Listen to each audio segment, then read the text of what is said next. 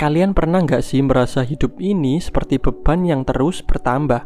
Seolah-olah ada yang mengganjal di pikiran, bikin susah tidur, susah fokus, dan mood jadi berantakan.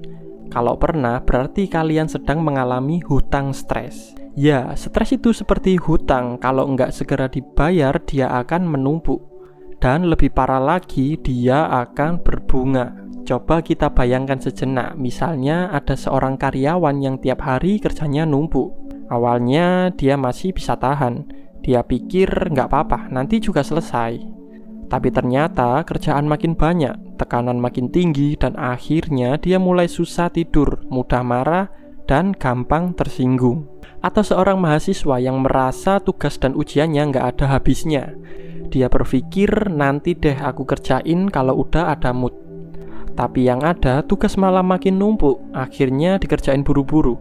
Hasilnya nggak maksimal dan makin stres karena takut nilainya jelek. Atau ibu rumah tangga yang setiap hari mengurus rumah, anak-anak, suami, pekerjaan rumah, dan semuanya. Awalnya masih kuat, tapi lama-lama capeknya numpuk. Emosinya jadi nggak stabil, gampang tersinggung, dan akhirnya merasa tidak dihargai. Kita semua punya versi hutang stres kita masing-masing. Masalahnya, kalau kita terus-terusan menumpuk stres tanpa menyelesaikannya, efeknya akan sama seperti hutang yang berbunga. Awalnya mungkin kecil, tapi lama-lama bisa menguasai hidup kita.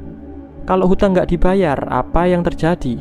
Denda, bunga makin besar, dan makin sulit buat keluar dari jeratan itu. Sama halnya dengan stres, awalnya mungkin cuma capek biasa.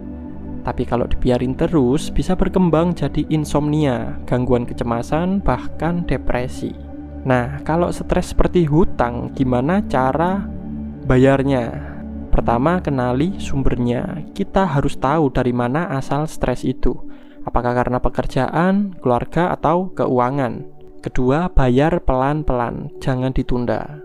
Jangan tunggu sampai stres menumpuk terlalu parah. Ambil tindakan kecil, mulai dari menyelesaikan satu tugas dulu, istirahat sejenak, atau bicara dengan orang yang bisa dipercaya. Ketiga, jangan ragu minta bantuan. Kadang hutang terlalu besar buat dibayar sendirian. Begitu juga dengan stres. Jangan ragu buat cerita ke teman, keluarga, atau bahkan profesional kalau perlu. Yang terakhir, self-care itu investasi, bukan kemewahan. Banyak orang merasa bersalah kalau ambil waktu buat diri sendiri. Padahal me time itu bukan kemewahan, tapi investasi buat kesehatan mental kita. Jangan sampai kita terlalu sibuk bayar cicilan hidup sampai lupa membahagiakan diri sendiri. Kita sering berpikir bahwa bertahan itu adalah tanda kekuatan.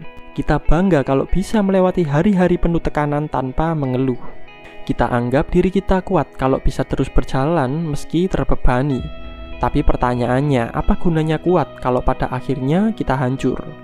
Orang yang paling kuat bukanlah mereka yang tidak pernah merasakan stres, tapi mereka yang tahu kapan harus berhenti, kapan harus istirahat, dan kapan harus meminta bantuan.